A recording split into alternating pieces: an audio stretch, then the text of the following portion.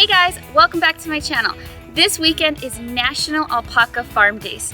This means that farms all over the country are opening up to the public so that people can come and learn about the business of farming alpacas. This gives people a chance to learn what alpaca fur is used to make, and it also gives them a chance to learn how the animals are bred, taken care of, what they eat, what they like, and so on. But I know for several different reasons, some of you may not be able to visit a farm yourself in person. But this gives me the chance to virtually open up my farm to you guys so that you can learn all about alpacas and get to meet my alpacas and see all the things that go on at the farm. So I hope you enjoy experiencing National Alpaca Farm Days here on this video. But before we get started, don't forget to subscribe to my channel for more animal videos.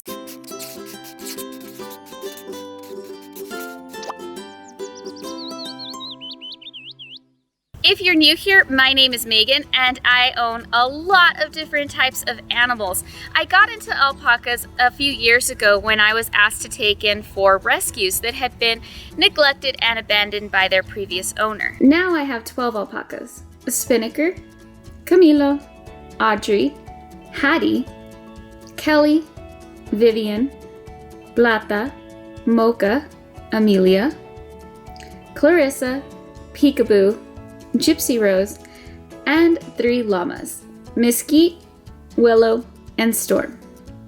Alright, so let's start this video with a brief history of alpacas. Alpacas are the domesticated animal from South America that have been around for at least 6,000 years. When talking about the basic care requirements for these animals, I'm often asked, well, what would they do in the wild? For example, well, no one shears them in the wild. This is simple. Alpacas are as wild as a poodle. There is no such thing as wild alpacas. Alpacas do have wild ancestors that still roam the Andean mountains, but genetically and physically they are now a lot different. And alpacas rely on humans to survive. As a domesticated animal created by humans, they are not capable of surviving by themselves. Alpacas and their wild ancestors that live in South America are members of the camelid family. So they are related to camels. You may have noticed that I say the word alpaca a little bit different than most people that you hear it from. The word alpaca, that is the pronunciation used by Americans as well as other English-speaking countries, is actually not the correct pronunciation from the original language that it is taken from, which is Spanish. As a Spanish speaker and a bilingual with a little bit of a lazy accent, I pronounce the word alpaca the way that you would down in South America, where these animals are from. The Inca were the people that originally created the domesticated alpaca, and they spoke Quechua and Aymara. So the original name of these animals was actually Alpaqa, which I believe would sound similar to the Spanish word alpaca. I actually have a whole video on this if you would like to check it out. It'll be down below in the description. During the 1980s, alpacas were imported into the United States to be raised by farmers for their luxurious hair that is commonly referred to as fiber. Our alpaca plata, which means silver, was imported from Peru. There are 2 types of alpacas, the Huacaya and the Suri. All of my alpacas are Huacaya. Here is an example of a Suri. However, this is a llama and not an alpaca, but it gives you an idea of what the Suri coat looks like. Huacaya fiber is very puffy and the hair is full of crinkles. The Suri coat is long flowing waves and in my opinion feels a lot like human hair. Alpacas grow very thick coats and therefore need to be sheared every spring. It is absolutely essential that an alpaca is sheared every single year because they do not shed their fur. The weight of overgrown fiber and the intense heat of their coat can be life-threatening to them. This is a photo of an alpaca that was not sheared for several years. Usually most farms hire a professional alpaca shearer to shear the animals once a year. Some farms do this themselves, but if you have less than, let's say, 40 animals, it's a good idea to just hire a professional. If not done right, shearing is dangerous to humans and animals, and could potentially risk ruining the entire coat of the animal. An alpaca blanket can actually go for anywhere between $150 to $400 depending on the quality of the animal. But in some cases, it can actually sell for quite a lot more. Fiber quality and market value are all things that go into determining how much a blanket can be sold for.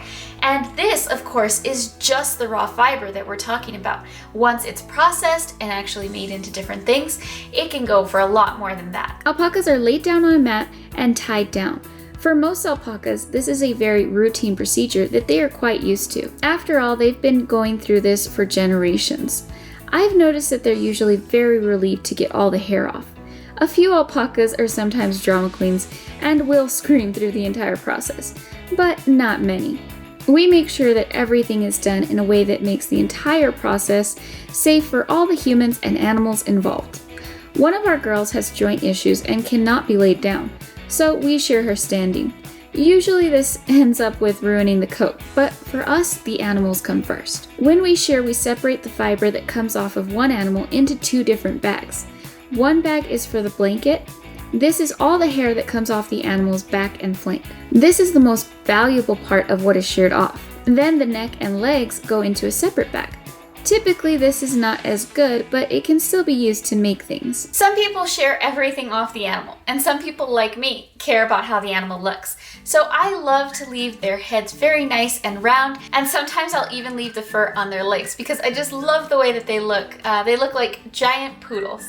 Raw fiber can be sold like this, or it can actually be sent off to mills where the fiber will be processed and it will be turned into things like yarn, socks, blankets, and rugs. Alpaca fiber is some of the most valuable animal wool on the market, and it is considered to be hyperallergenic, very soft, and better at keeping you warm than things like sheep wool. This is just the blanket off of one alpaca. Alpacas are used for fiber for the most part. Some farms do raise alpacas for meat. Personally, I don't do this. I feel that alpacas are more valuable when gathering fiber from them over the years. And quite honestly, they're probably one of the worst meat animals. They are slow growing and they have very little meat on their bodies. Alpaca meat is actually pretty expensive because of this and is over $30 per pound. But it is said to be a very healthy meat that is better for you than beef and pork. However, it's a completely different story in South America, where the animals are more commonly used for meat than America, but still have a hard time being added to fancy dinner menus since most people see it as a poor man's dish. So now that you understand the value of farming alpacas, let's talk about their care.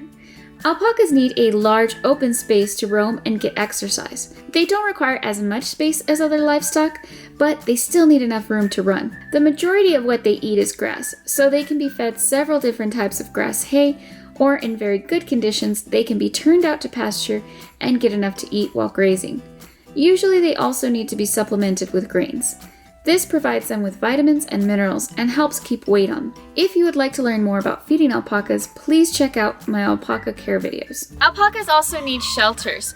In cold climates, they should have a covered area where they can get out of the wind and rain and snow that's a little bit more insulated. While in warm climates, it's great for them to have an open area that's very shaded so that they can get away from the sun. They really don't require much during the winter. Sometimes a baby will need a little jacket or coat to go over them to keep them from getting too cold. And it's okay if they choose to stand out in the rain or the snow because their coats are so dense that the water actually doesn't get all the way through to their skin. In hot climates, it's actually great to provide them with fans or access to water so that they can cool off. Alpacas require regular toe trimming and dental work. Unlike other livestock that you might be familiar with, alpacas do not have hooves. They have 2 toes with sharp nails at the end. These nails need to be trimmed about every 4 months. Alpacas, like goats, only have teeth on the bottom jaw in the front of their mouth. These teeth continually grow throughout their life, like horses. So once a year, they need to be checked to see if the teeth need to be trimmed down. Depending on the location of the farm, alpacas need yearly vaccinations as well as worming. An essential care requirement for alpacas is companionship. The minimum for a herd is 3. Alpacas are herd animals and do better in groups. Usually alpacas are more friendly and easygoing in larger herds. However, just because they do need companionship doesn't mean that just any alpacas can be housed together. Males and females must always be kept separated. Female alpacas are induced ovulators, which means they do not have a breeding season and instead become more receptive when with a male. They can therefore become pregnant at any time. Even once the females are pregnant, the male can be quite aggressive, continuing to try to breed them, and causing problems such as terminating the pregnancy and UTIs. Castrated males do sometimes still try to breed, and should be kept separated as well. Some people have had success keeping castrated males with females, but this isn't common. Besides needing companionship, alpacas also need protection. They're small, weak animals that cannot defend themselves against bigger predators like wolves, coyotes, and even dogs. This is where llamas come in. And in case you were wondering what the difference is between llamas and alpacas, please check the description of this video for a video that goes into full detail and description of the differences between the two species. But long story short, llamas, bigger, tougher, not good fur. Alpacas, smaller, weaker, very good fur. Llamas were created around the same time as alpacas, but instead of being bred for fur, they were bred for work. They were used for carrying, pulling, and guarding. They naturally make very good guard animals for alpacas, as well as other farm animals such as sheep and goats. When a predator like a dog comes into the field to try to kill one of the alpacas, a llama will actually sound an alarm, and this makes all of the animals run behind the llama, including other things like sheep and goats, those animals too, and then the llama will try to scare off the dog using different types of tactics, such as making noises, spitting, things like that llamas are really famous for. But if that doesn't work, then the llama will charge at the dog and pick up the dog with its teeth, throw it into the air and start scratching it with its front two nails that are very sharp, and this will actually cause a lot of physical damage to the dog's body. So llamas are capable of not only getting a dog to actually try to run away, they're also capable of actually killing things like dogs and coyotes. Another great guardian for alpacas is also dogs. There are certain breeds of dogs that have been bred as farm guardians and naturally defend livestock without being trained to do so. On our farm, we use guard llamas and a Great Pyrenees guard dog. We have a really big problem with loose dogs that come to kill our animals. One of the really amazing things that sets alpacas apart from all of their livestock is that they actually use a communal restroom. So they actually go poop and pee in the same pile. And so this is really cool because sometimes if you want to set up their, bathroom in a certain area, you can just put their poop there and clean up everything else, and then they'll see that that is where their waste goes, and they will go to the bathroom in that area. Another thing that farms typically do with alpacas is take them to shows. Alpacas are one of the easiest livestock animals to travel with. People like myself often actually just travel with the alpacas in a car. They are really great about traveling, and they'll actually just sit down, enjoy the ride, and be very relaxed throughout the trip.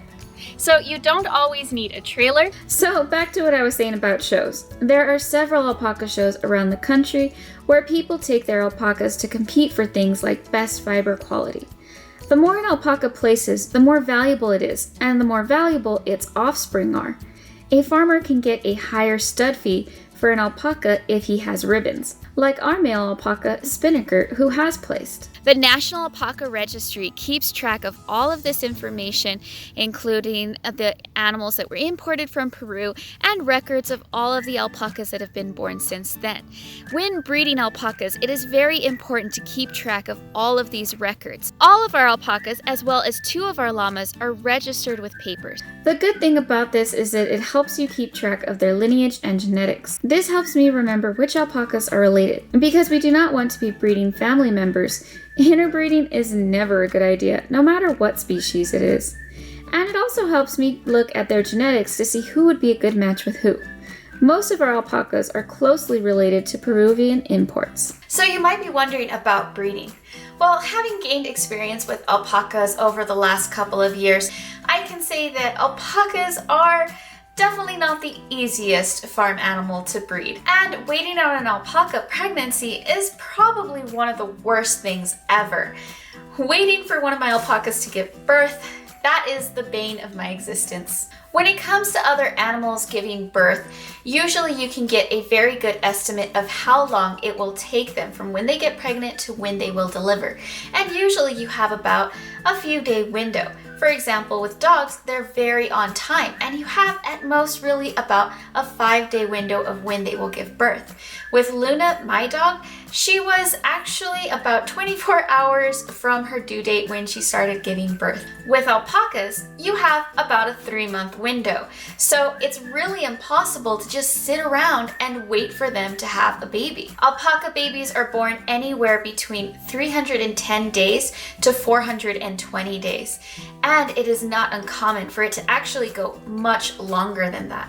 It's weird, it doesn't make any sense, I'm still trying to figure it out, but that just seems to be the way that it is with these animals.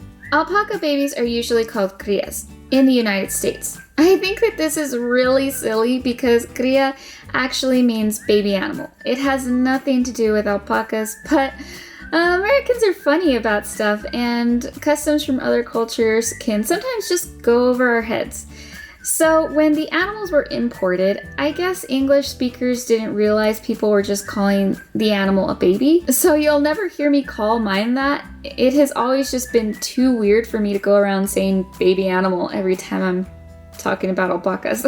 Babies are born fully alert and stand within a few minutes after birth. They drink milk from their mother and learn a lot of social behavior from the rest of the herd. Alpacas are one of the most maternal animals I know of. The entire herd cares for the babies and takes a big interest in them.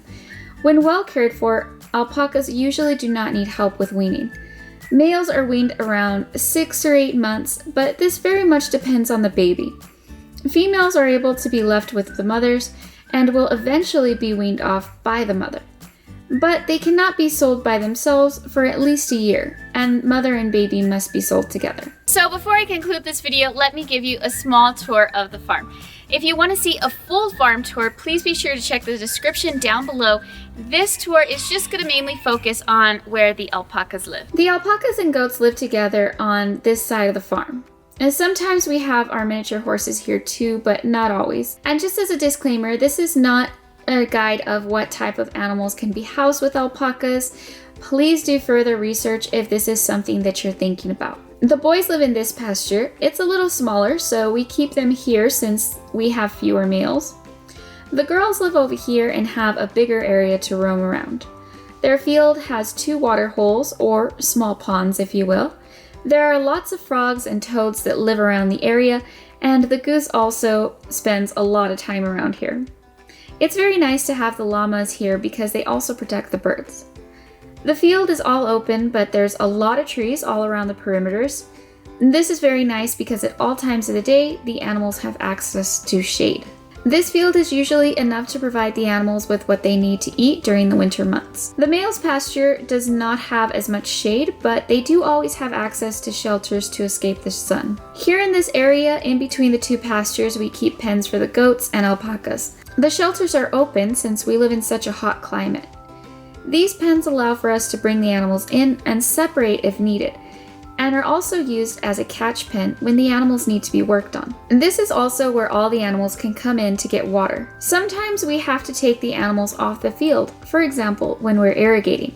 We have to irrigate regularly to keep the fields green for the animals. During the winter months, we have to feed a lot more hay. We usually feed about 1 bale of hay per day. The price of hay fluctuates depending on availability, the amount of irrigation water our community gets, and the type of hay that we're buying. Alpacas are wonderful animals, and it's so easy for them to steal your heart. I'm very lucky to be able to raise alpacas and enjoy these amazing creatures. Thank you so much for watching this video. I hope you enjoyed being able to experience alpaca farm days through my YouTube channel. If you did like it, be sure to give it a thumbs up, and don't forget to subscribe to my channel so that you can see more animals. And you can also find me on Instagram where you can see more pictures of the alpacas. And I'll see you guys next time. Bye!